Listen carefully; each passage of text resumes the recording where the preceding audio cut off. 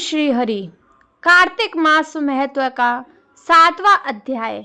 नारद जी ने कहा, हे राजन, कार्तिक मास में व्रत करने वालों के नियमों को मैं संक्षेप में बतलाता हूँ, उसे आप सुनिए। व्रती को सब प्रकार के आमिष, मांस, उड़द, राई, खटाई तथा नशीली वस्तुओं का त्याग कर देना चाहिए। व्रती को दूसरे का अन्न ग्रहण नहीं करना चाहिए। व्रती को द्वेष नहीं करना चाहिए और तीर्थ के अतिरिक्त अन्य कोई यात्रा नहीं करनी चाहिए। देवता, वेद, ब्राह्मण, गाय, व्रती, नारी, राजा तथा गुरुजनों की निंदा बिल्कुल भी नहीं करनी चाहिए। व्रती को दाल, तिल, पकवान व दान किया हुआ भोजन ग्रहण नहीं करना चाहिए। किसी की चुगली या निंदा भी नहीं करनी चाहिए। किसी भी जीव का मांस नहीं छूना चाहिए।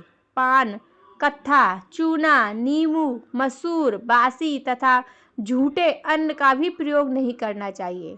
गाय, बकरी तथा भैंस के अतिरिक्त अन्य किसी पशु का दूध नहीं पीना चाहिए।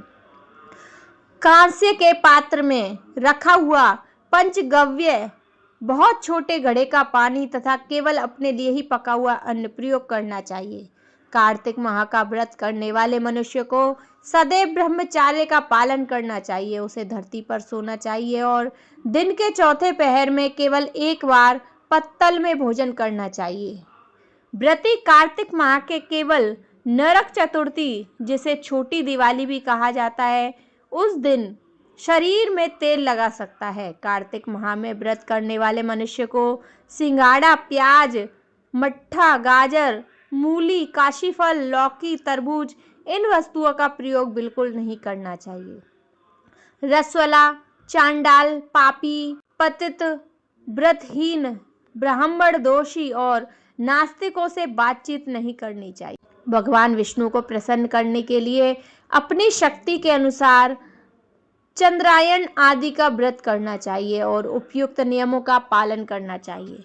व्रती को प्रतिपदा को कुल्हाड़ा, द्वितीय को कटहल, तृतीय को तरुणी स्त्री, चतुर्थी को मूली, पंचमी को बेल, षष्ठी को तरबूज, सप्तमी को आंवला, अष्टमी को नारियल, नवमी को मूली, दशमी को लौकी, एकादशी को परवल, द्वादशी को बेर, त्रयोदशी को मट्ठा, चतुर्थी को गाजर तथा पूर्णिमा को शाक का प्रयोग नहीं करना चाहिए।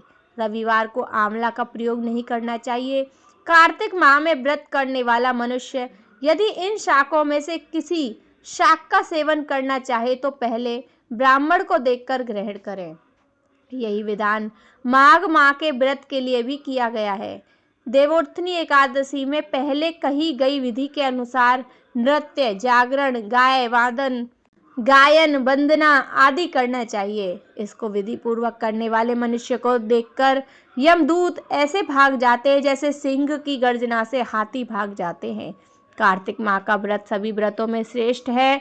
इसके अतिरिक्त जिसने भी यह व्रत किया है वह 1000 की संख्या में किए जाने पर भी इसकी तुलना नहीं कर सकता, क्योंकि यज्ञ करने वाले मनुष्य को सीधा वैकुंठ की प्राप्ति होती है।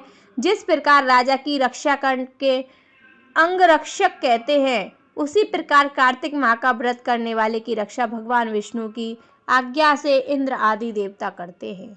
व्रती मनुष्य जहाँ कहीं भी रहता है वहीं पर उसकी पूजा होती है, उसका यश फैलता है। उसके निवास स्थान पर भूत, पिशाच आदि कोई नहीं रह पाते।